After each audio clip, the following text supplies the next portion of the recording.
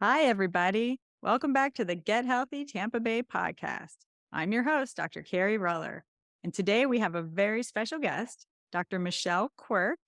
Michelle, why don't you say hi to everybody and introduce yourself?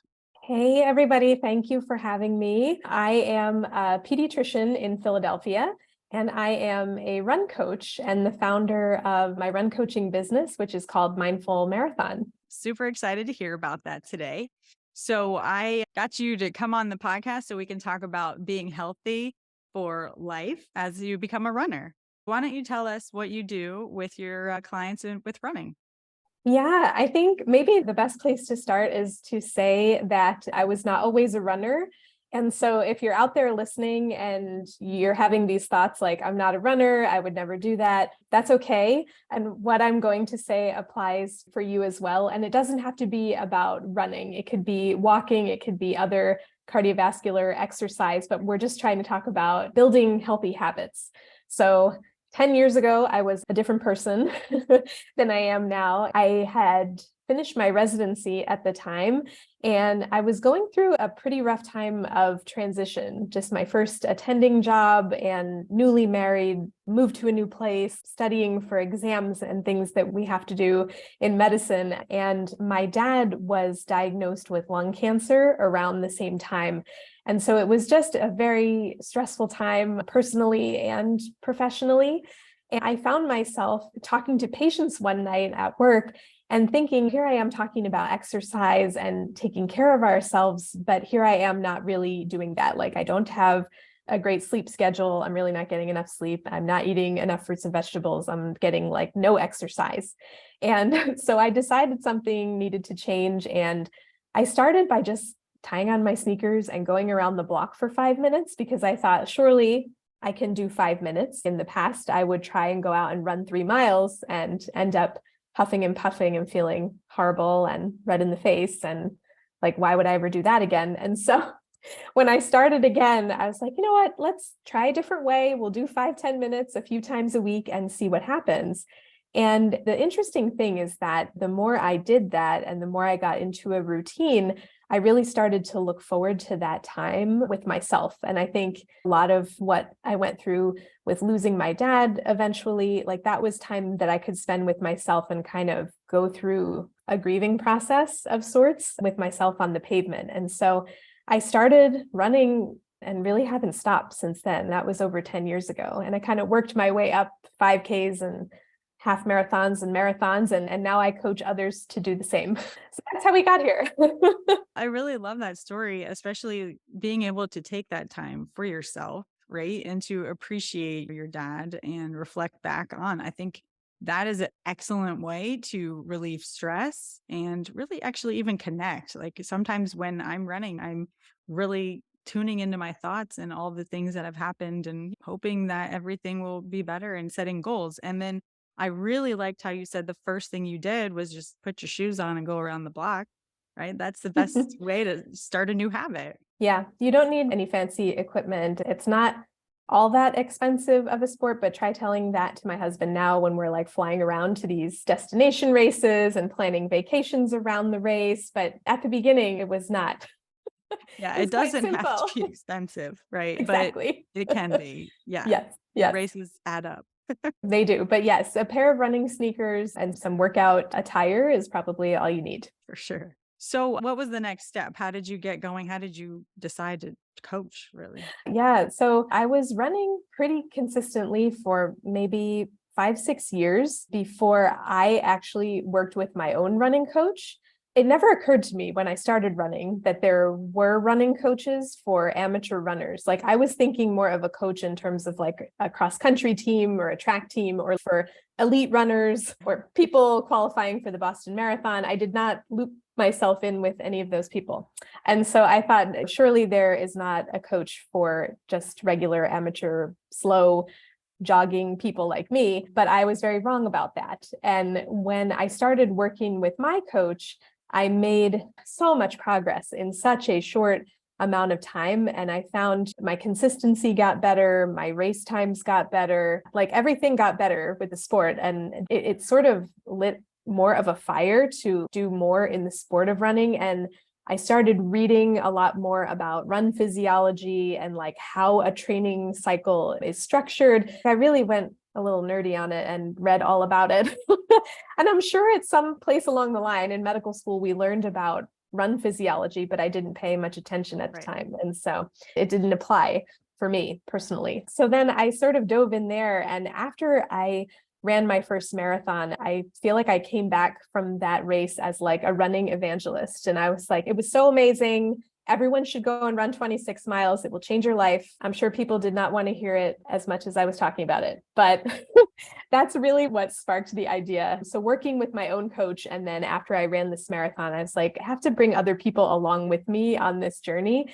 And I started writing little training plans for friends and family, and mostly because I was roping them in to run local 5Ks with me. Just taking everybody along for the ride with me. And so I started writing training plans, and then I took an official course to be a run coach with the Road Runners Club, and Mindful Marathon started from there. That was 2019. So a couple of years ago now. That's awesome. Yeah, my research into running was mostly looking up Hal Higgins' training plan. Have you ever heard of that one? Yes. I've read at least one book, maybe two, by Hal Higgins. And those training plans are online and they're solid. Yeah. What was your first marathon? Disney 2018.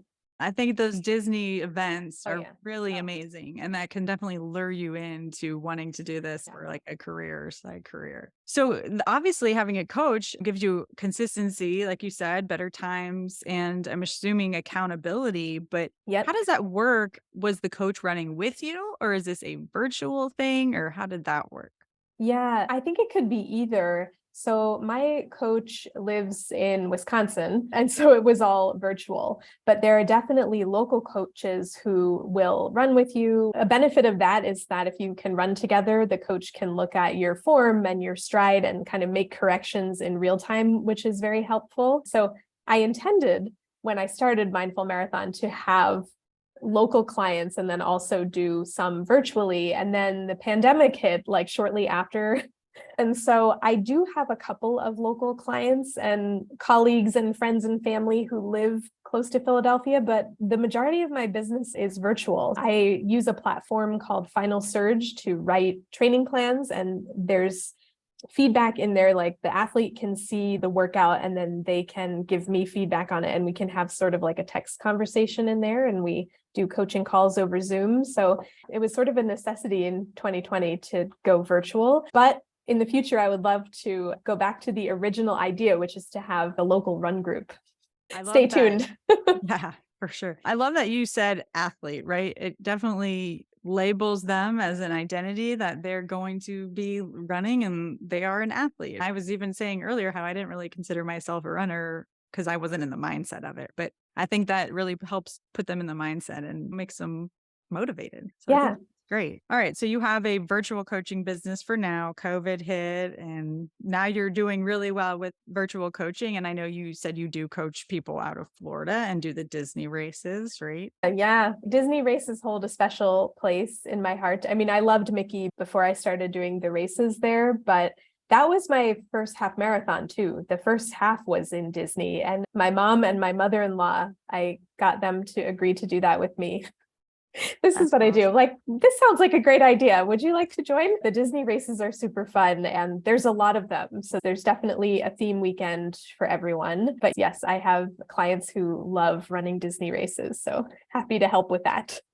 I like that you drag your family into it. I think it was 2005. I dragged my family into running the Chicago half with me because I think I had some siblings living there at the time. And it was my brother-in-law, my sister, my brother, both brothers, and my father all managed to run that. And I think it's really a beautiful thing to have family do it. And of course, I drag my husband every year to do something too. So I think that's really special. And it helps accountability, once again, I think, for me to be training with somebody else. So accountability with a coach. What else do you do with your clients then?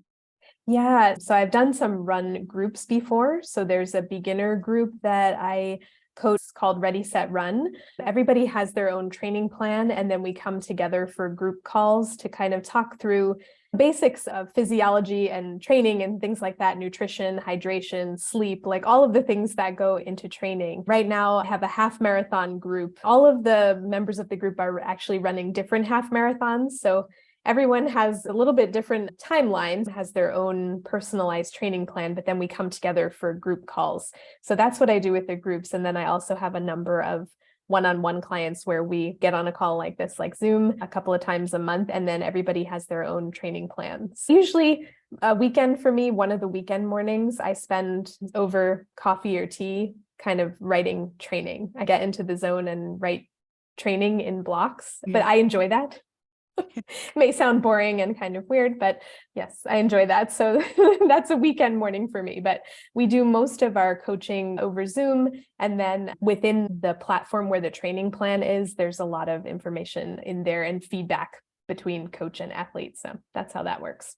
Awesome. Who is the right person that would need a running coach? My ideal person is probably the me of 10 years ago. Like maybe someone who has tried running a lot of times and quit and didn't like it, but really sees something there and has a desire to do it, or maybe got roped into a race by a friend or family member. I'm here for you. Yeah. But yes, I love to help beginners, especially. I think having someone try it again and then love it and get hooked on the sport and become a runner for life, whether or not you still work with me or work with another coach, it doesn't matter, but it's the lifestyle change and this whole mindset shift. So it's not just about the running, but all of the ripple effect of how you feel in your body and effects on family and friends and sleep and all of these wonderful benefits. So yeah, those are my people. I was going to ask if you could elaborate on the benefits. Like you mentioned sleep, and I think that's a huge benefit. Yeah, so I think most of us know that running and walking and cardiovascular exercise is good for us. And we have our medical professionals saying like, yes, it'll lower your blood pressure and it'll lower your risk of diabetes and heart disease and Alzheimer's and all of these wonderful things. But when I ask my athletes, like, what benefits do you feel? What benefits do I feel? It's more focus, better sleep. They're calmer at work.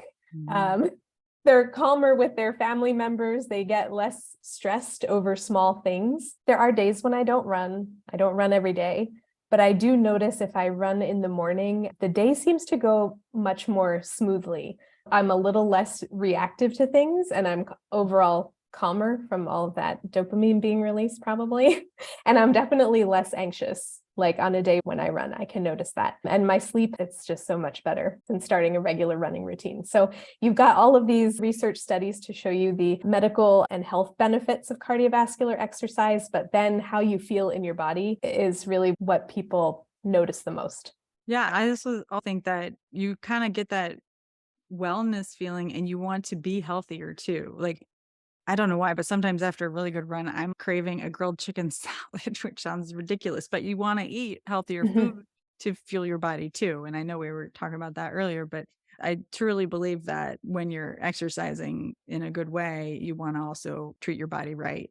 Yeah. And I know for the stress levels, I know if my husband doesn't run or do his physical activity, he's not right. He's like, I gotta go. I gotta run. Even if it's late in the night, he'll get a run in. So definitely can speak toward that too. So that's awesome.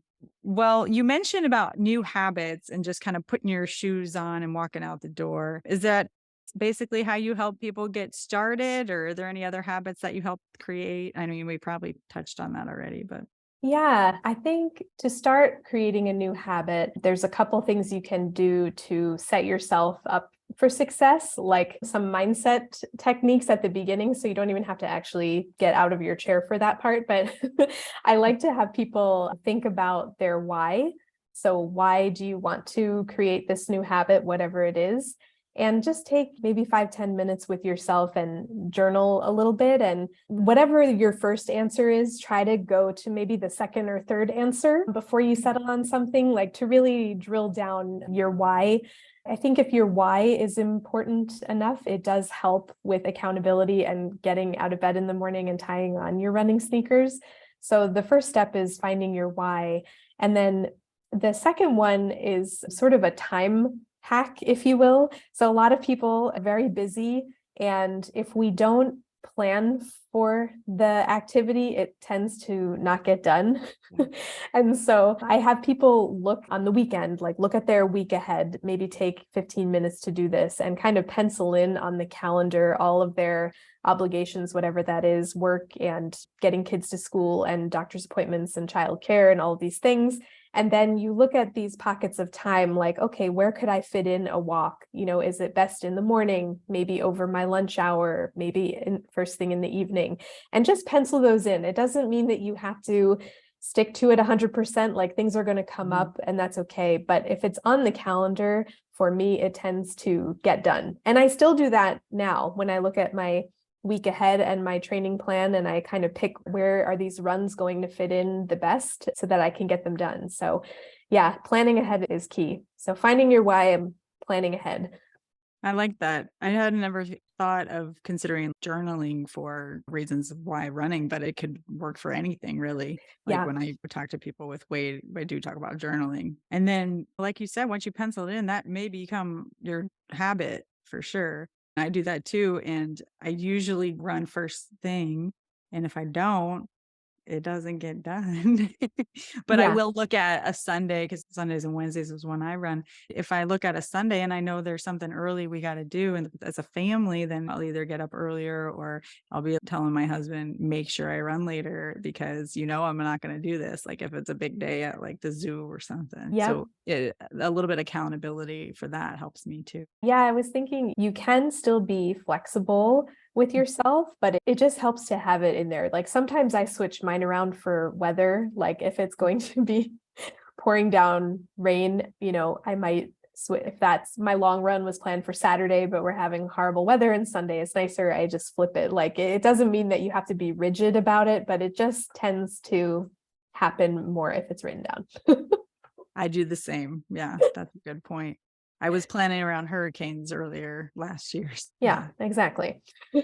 Safety first. Oh, yeah. Was there anything else you wanted to tell our listeners? I think if you want to start a regular walking or running routine, there is on my website, there is a 1-month training plan that you can download for free. And it works for if you're going to walk the whole thing, or you can also use a run walk method to kind of get yourself used to that. So it's on the website, which is mindful-marathon.com, and you can find it over there. Yeah, I was actually going to ask you if you did any like run walk kind of training too. So that's a great resource. Everybody should check that out. Any last tips or anything else? Yeah, I love Run Walk. Shout out to Jeff Galloway. He's the ambassador for all of the Run Disney races, but I have a lot of run walkers, and it is a super helpful method for many runners. And depending on your level of skill and speed, you can titrate it. So it's great for beginners, it's great for advanced runners, and it works really well. So there are lots of barriers in people's minds to running, I think. But when we really pull it apart and boil it down, it really comes down to tying on the sneakers and just giving it another try, maybe in a way that you hadn't before. So hopefully I've inspired you to give it a go. Love it. Yeah. And where can they find you? Yeah. The website is great, and I'm on Instagram at mindful.marathon, and I'm myself on Facebook, Michelle Quirk. Awesome. Thank you so much for coming on the podcast today. Yeah. Thank you so much for having me. You're welcome. All right. I hope everybody tunes in next week for our next episode.